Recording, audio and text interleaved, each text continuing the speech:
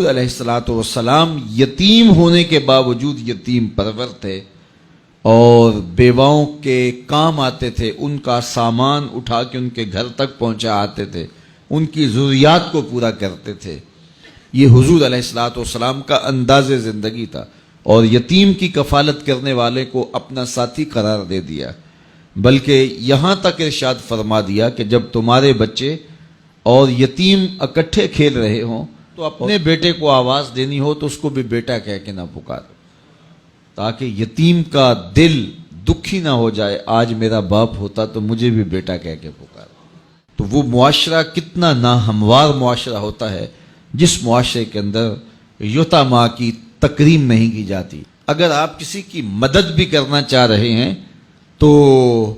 آپ اس کو تکریم کے ساتھ اس کی مدد کریں کہ اس کی عزت نفس مجروح نہ ہو۔ یہ میں پچھلے دن ایک تصویر دیکھ رہا تھا، کوئی 10-15 کلو کا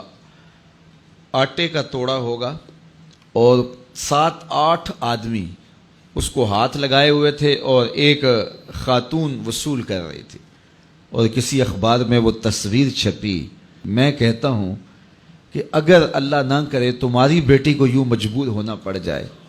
تو کیا تم یہ گوارا کرتے ہو؟ تو جب تم خود گوارا نہیں کرتے تو کسی کی بیٹی کو تشہیر کی مہم کیوں بناتے ہو؟ میرے اور آپ کے آقا و مولا نے ارشاد فرمایا، وہ شخص جس نے صدقہ کیا اور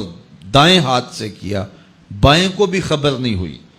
قیامت کے دن جب کوئی سایہ نہیں ہوگا اس شخص کو اللہ اپنے عرش کا ٹھنڈا سایہ عطا فرمائے۔ تو جہاں کسی کی عزت نفس کا معاملہ ہو تو وہاں اخفاء افضل ہے۔ تو بات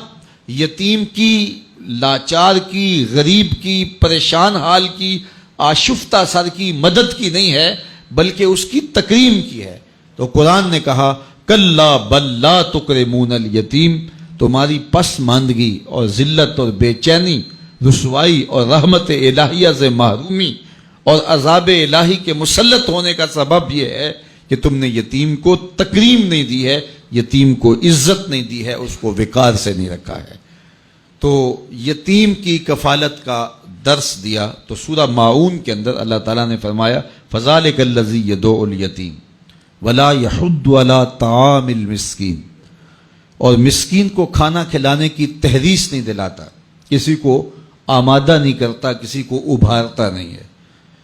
اس میں 2 چیزیں بیان ہوئی ہیں، ایک تو یہ ہے کہ یتیم کو کھانا کھلانا، مسکین کو کھانا کھلانا، لاچار کو کھانا کھلانا، اگر توفیق ہو تو از خود پیش کرے، لیکن اگر یہ توفیق نہیں ہے